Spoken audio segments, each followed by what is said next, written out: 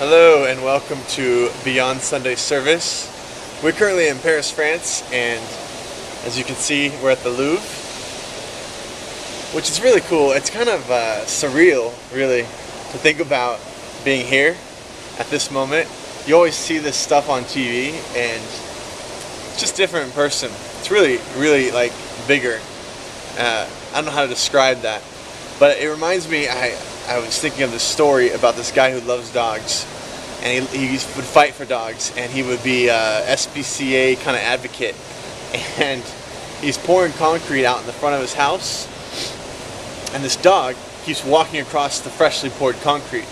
It's getting angrier and angrier. He keeps smoothing it out, and all of a sudden the dog would walk across it again. He put little ropes around it and things around it trying to block the dog, but the dog would find a way back in. So after like the 7th or 8th time, he takes a gun out and shoots the dog. This next door neighbor runs over, says, "Hey, I thought you loved dogs. What are you doing?" This guy says, "Well, I love dogs in the abstract, but I hate them in the concrete." That just happened.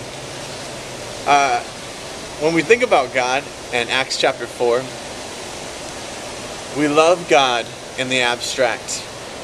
It's when He's in the concrete, when you have to daily live for Him and walk for Him and begin to live a life that follows Him.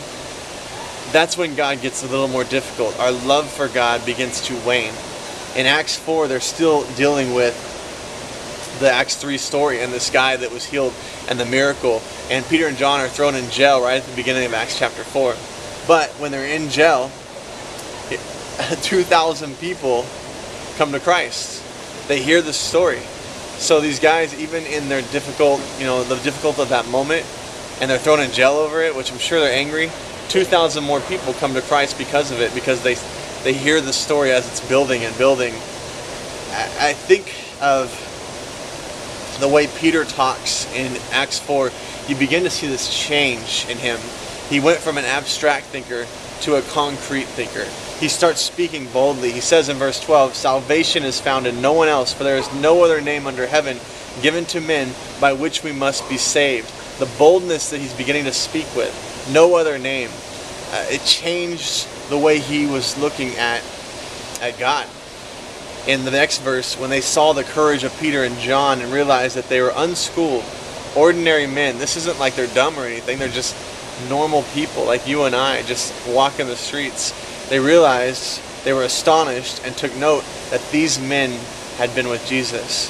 What I catch there is that when you love Jesus, first people will know. They see that you've been with Jesus. There's something different about you. The verse 14 says, "But since they could see the man who had been healed standing there with them, there was nothing they could say." Again, they have nothing they can fight against this miracle because there's the guy. He's standing right there with them. So they can't really argue that. And I love that the guy's standing there. I think what the next few verses are all about is they can't help but talk about God. This guy is standing with them, and he can't help but talk about God. When you begin to love Jesus, first, people know it. Second, it's just on your lips constantly. You have to speak about Him. Third, verse 24, when they heard this, they raised their voices together in prayer to God. "Sovereign Lord," they said, which means an absolute ruler, the final sovereignty.